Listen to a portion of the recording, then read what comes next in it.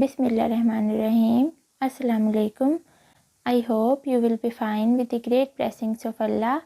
So in this video we discuss next 10 MCQs about group theory. तो ये MCQs आपकी मदद करेंगे जब आप MPhil एंट्री टेस्ट देने जाते हैं या फिर कोई जॉब का टेस्ट देते हैं, ठीक है, PPSC या FPSC। इससे पहले PU के बने MCQs पे भी मैंने वीडियोस बनाई हुई हैं, तो वो भी आप देख लीजिएगा। तो चलें स्टार्ट करते हैं। बिस्मिल्लाहिर्रहमानिर्रहीम। क्वेश्चन नंबर 21 से हमने करना है। Let G be a group of order 231, then number of elements of order 11 in G is. क्या आपके पास ग्रुप गिवन है किस ऑर्डर का? 231। तो फिर नंबर ऑफ एलिमेंट्स बताने हैं 11 ऑर्डर के इस ग्रुप जी में। तो वो 10 होंगे, 5 होंगे, 15 या 20। तो सबसे पहले जो हमें ग्रुप का ऑर्डर गिवन है वो हमने ले लेना है, उसकी प्राइम फैक्टराइजेशन करनी है और ये देखना है कि इधर से हमने 11 ऑर्डर के number of element find out करने थे ना, तो यहाँ 11 की पावर देखनी है। अब यहाँ 11 की पावर 1 और जो कि क्या है, प्राइम। हमें पता है कि हर वो ग्रुप जिसका ऑर्डर प्राइम है वो क्या होता है, साइक्लिक होता है, और हर साइक्लिक ग्रुप एबिलियन होता है। तो फिर सब के सब ग्रुप 11 ऑर्डर के वो हमेशा क्या होंगे, साइक्लिक होंगे।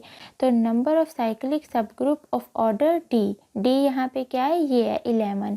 तो 11 ऑर्डर के नंबर ऑफ साइक्लिक सब ग्रुप निकालने का क्या फॉर्मूला है, इज इक्वल टू, ये चीज़ किसके इक्वल होती है, number of elements of order D के जितने 11 ऑर्डर के नंबर ऑफ एलिमेंट्स होंगे उसको डिवाइड कर देंगे 5 ऑफ डी से। तो ये फॉर्मूला हमने लास्ट वीडियो में भी डिस्कस किया। तो अब हमने निकाले हैं number of element of order 11 के, जो कि ये हमें ऊपर नज़र आ रहा है, तो इसको इधर ही रहने दो और 5 ऑफ डी को इस इज इक्वल टू के इस साइड पे जाके इससे मल्टीप्लाई करवा दो, तो आपके पास ये चीज़ बन जाएगी। हमारे पास डी कितना गिवन है, 11, तो यहाँ पे 5 of D multiply number of cyclic group of order 11 लिख दिया। अब इस फॉर्मूले में से हमने पहले तो निकालने हैं ये number of cyclic group of order 11 के, तो वो हम कैसे निकालेंगे, वो यूज़ करेंगे बाइसिलो थर्ड थ्योरम। N11, ये लास्ट वीडियो में भी हमने ऐसा क्वेश्चन किया था कि N11 किसके इक्वल होगा, 1 + 11 K, where K belongs to whole number such that. अब इधर पुट करते जाएं के को 0 1 2, और ये पूरा एलिमेंट डिवाइड करता है ग्रुप के ऑर्डर को।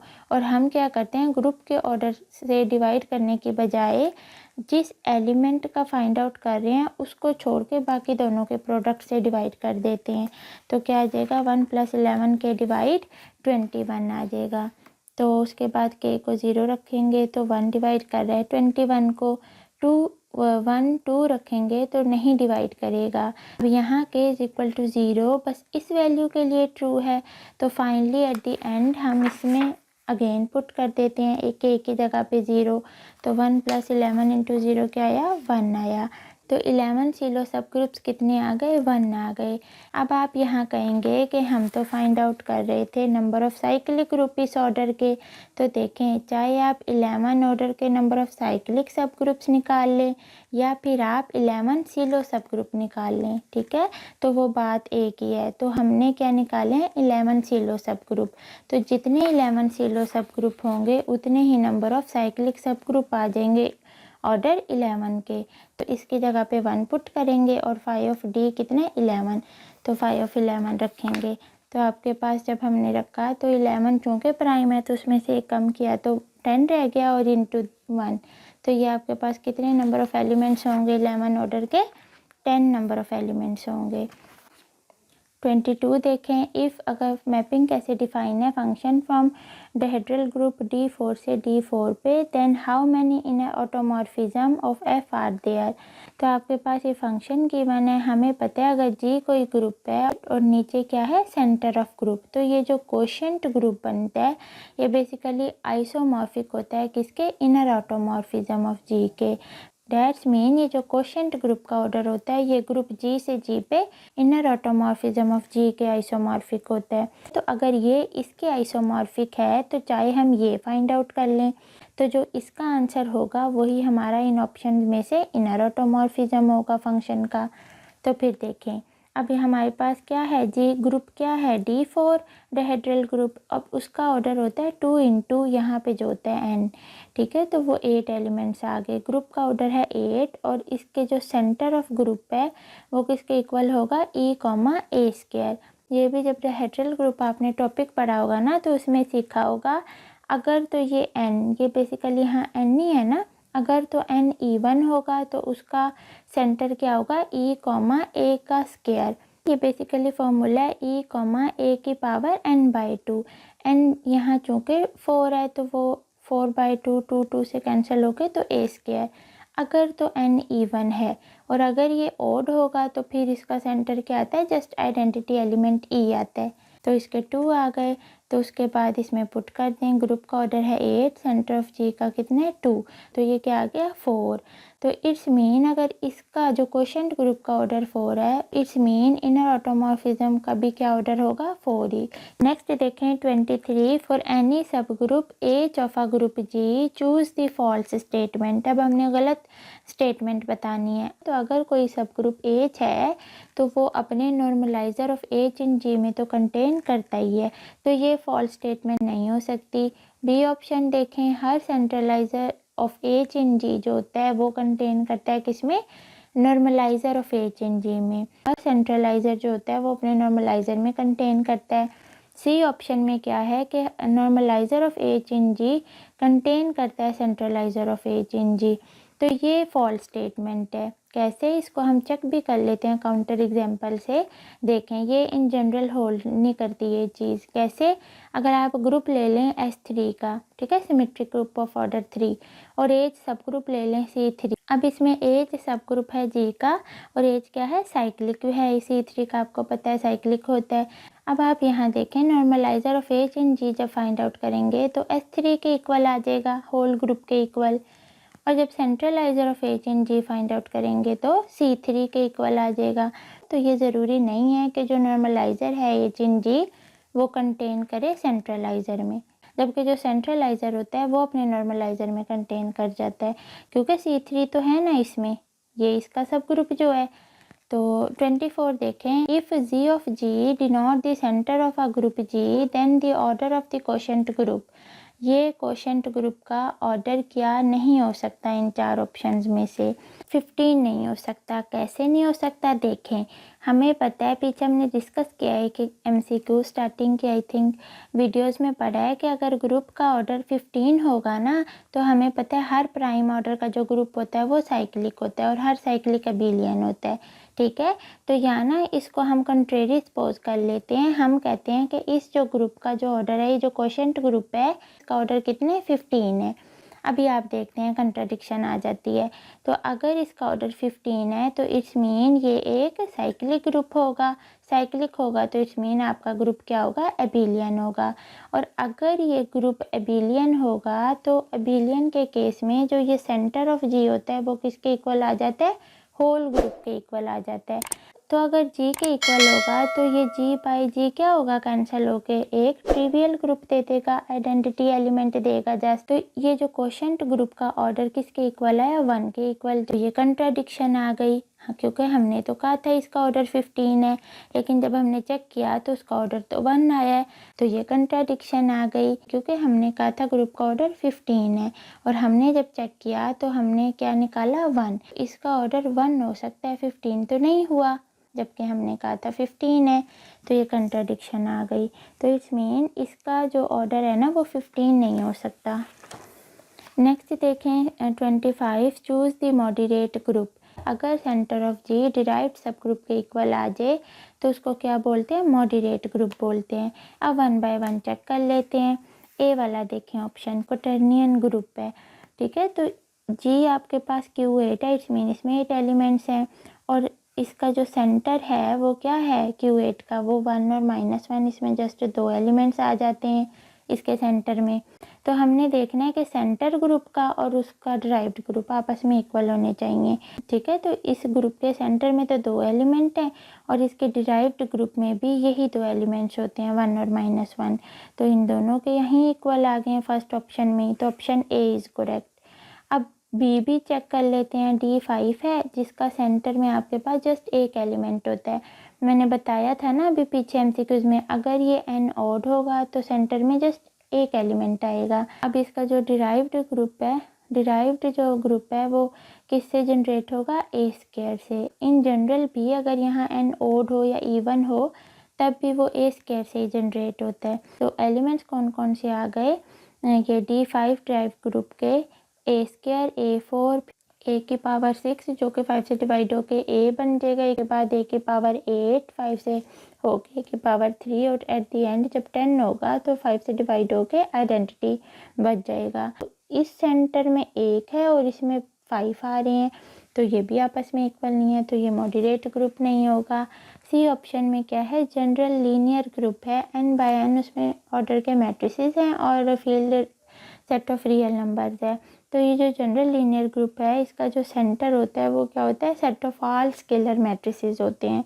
और जो डिराइव्ड सब ग्रुप होता है वो स्पेशल लीनियर ग्रुप होता है, ठीक है। तो इसमें भी दोनों चीज़ें इक्वल नहीं होती और बोथ a एंड b भी नहीं करेक्ट होगा। क्यों, क्योंकि b वाला इनकरेक्ट है तो वो नहीं हो सकता। a option is correct.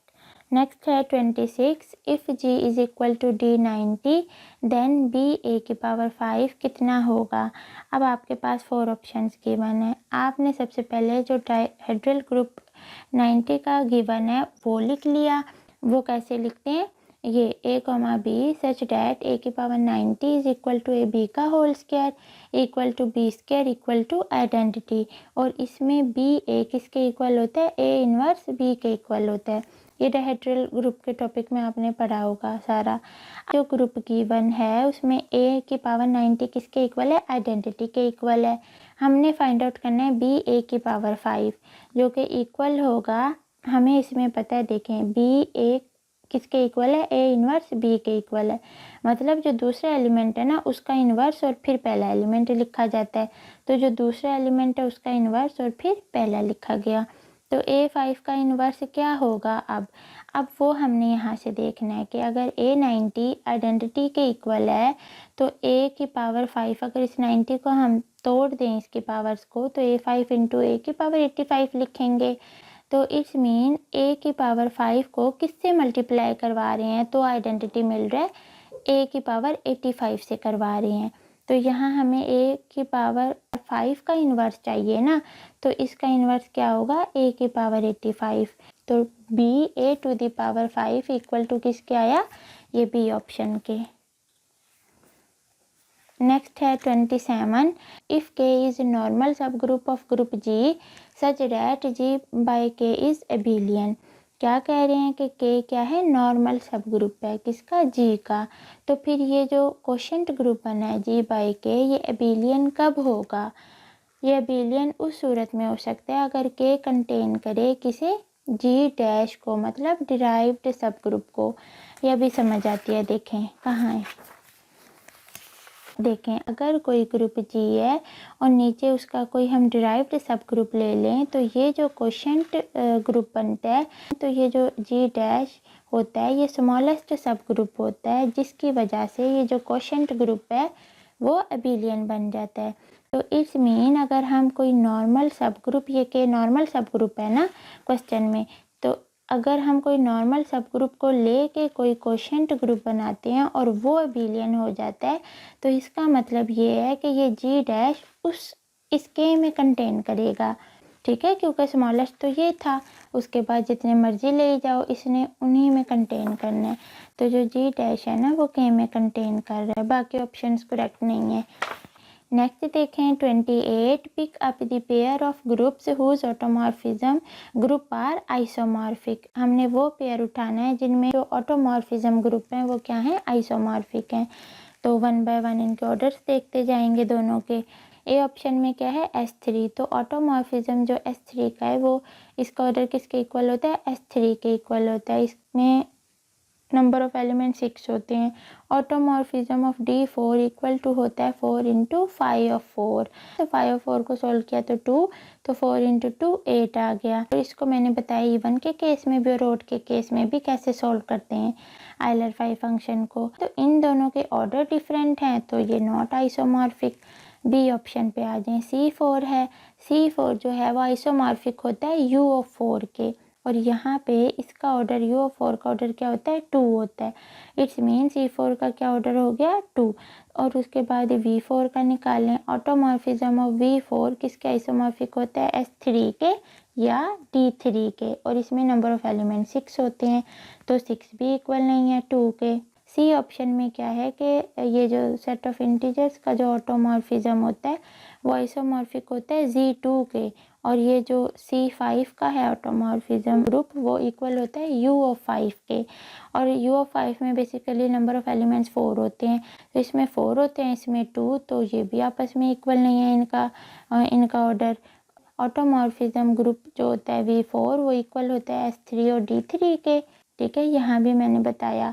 और जो ऑटोमॉर्फिज्म होता है S3 का वो किसके इक्वल होता है S3 के, जिसमें 6 नंबर ऑफ एलिमेंट्स होते हैं, और इसमें भी, तो ठीक है, तो these are equal, so option D is correct. Next है 29, if phi of H is equal to H है और for all phi belongs to endomorphism of G, then H is क्या होगा, करेक्टरिस्टिक होगा, फुली इनवेरिएंट होगा, commutator या none of these. अब आपने याद रखना है कि फाई ऑफ एच किसके इक्वल है एच, और अगर एच सब ग्रुप हो और ये क्लोज्ड हो अंडर किसके एवरी एंडोमॉर्फिज्म ऑफ जी, तो फिर ये हमेशा फुली इनवेरिएंट होता है, ठीक है। मैं फिर बता दूं, अगर एच जो कोई सब ग्रुप होता है और ये क्लोज्ड होता है अंडर एवरी एंडोमॉर्फिज्म या with respect to every endomorphism of G, then it is fully invariant. और अगर यही एच क्लोज होता under every automorphism of G, इसकी जगह पे क्या होता ऑटोमॉर्फिज्म ऑफ जी, तो फिर हमारा ग्रुप जो है वो क्या होता करेक्टरिस्टिक होता।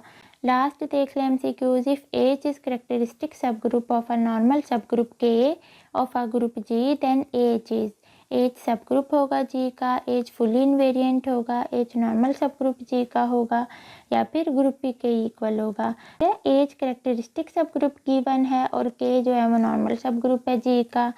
अब हमने ग्रुप थ्योरी में पढ़ा हुआ है कि जो ट्रांजिटिव प्रॉपर्टी होती है ना वो होल्ड नहीं करती, किसमें, नॉर्मल सब ग्रुप में। कैसे, अगर एच के का नॉर्मल सब ग्रुप है और के जी का सब नॉर्मल सब ग्रुप है, तो ये ज़रूरी नहीं है कि एच भी के जी का नॉर्मल सब ग्रुप होगा, ठीक है, वो नहीं होगा उसका, इन जनरल ये चीज़ होल्ड नहीं करती। लेकिन एच अगर के का करेक्टरिस्टिक सब ग्रुप है और जो के है आगे जी का नॉर्मल सब ग्रुप है, देन ये पॉसिबल है कि एच जो है वो जी का क्या होगा, नॉर्मल सब ग्रुप होगा। तो यहाँ पे क्वेश्चन में ये वाली कंडीशन नहीं बन रही कि एच क्या है, करेक्टरिस्टिक सब ग्रुप है के का, और जो के है वो क्या है, नॉर्मल सब ग्रुप है जी का, तो फिर एच क्या होगा, नॉर्मल सब ग्रुप होगा जी का, तो ऑप्शन सी इज करेक्ट, ठीक है। तो इस तरह से 10 MCQs करने का मतलब है हमने 10 टॉपिक्स रिवाइज कर लिए हैं एक बुक के। मिलते हैं नेक्स्ट वीडियो में, अल्लाह हाफिज़।